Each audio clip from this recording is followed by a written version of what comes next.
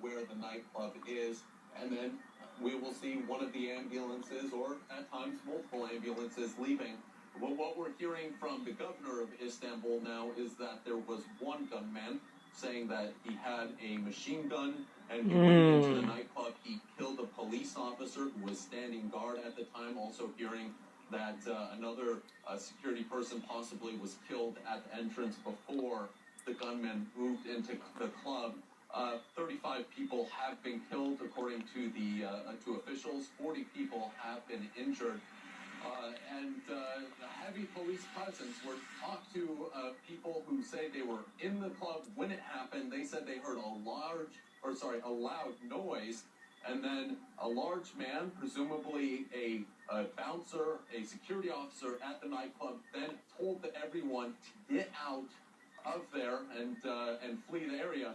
Now we're hearing from the people, too, the witnesses, saying that within minutes the police were arrived, and that's not surprising, since there was a heavy security presence here in Istanbul during this New Year's celebration. And just looking behind me, you can see some police officers with riot shields moving away, and they have been the ones who've been cordoning off the area. We've also seen police officers, security personnel with machine guns, with camouflage, heavily armed, who've also been here securing the situation. We've seen riot vehicles. This is a scene that is right now very heavy police presence as they try to figure out what exactly happened, who carried it out, and who's responsible for this deadly shooting. Ian, is there any sense of whether there's a manhunt going on? I asked this question because you told us we don't know what was the fate of the attacker or attackers.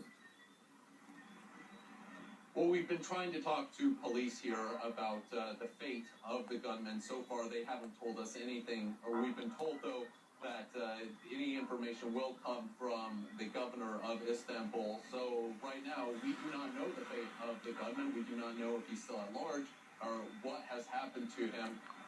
But just looking around and trying to figure out the situation here, you do not see police officers running around. You do not see any sort of chaos. It does seem to be very much in control. They seem to have the area cordoned off. So it seems to be like, for the most part, the area behind us is contained. All right, so if I'm reading the pictures, what we're seeing right, it doesn't seem to be a scene of tension right now. I've been in similar scenes, albeit not in Turkey. I'm seeing those ambulances and those police vans leave. It looks like that scene, as you're saying, that's not where it's happening anymore. That's right. We haven't seen any police officers running around. We've seen heavily armed security forces. They are just walking around, which gives you the impression that there isn't an ongoing manhunt. We've seen ambulances coming and going, but for the most part, people are operating as one would expect after a situation like this, after possibly the person has been neutralized. But again, we do not know the fate of that gunman. We're waiting from officials to hear what the fate is. And as you see behind me, we have emergency vehicles going in and out.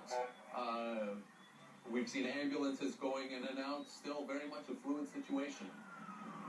Ian Lee in Istanbul, Turkey, where it's the middle of the night a few hours ago. One or several gunmen barged into a popular nightclub just after midnight and opened fire. At least 35 people have been killed. We're going to bring you a lot more on this story. Ian, staying with us. There's a lot of context we need to provide our viewers. We're going to take a very short break. We're back after this.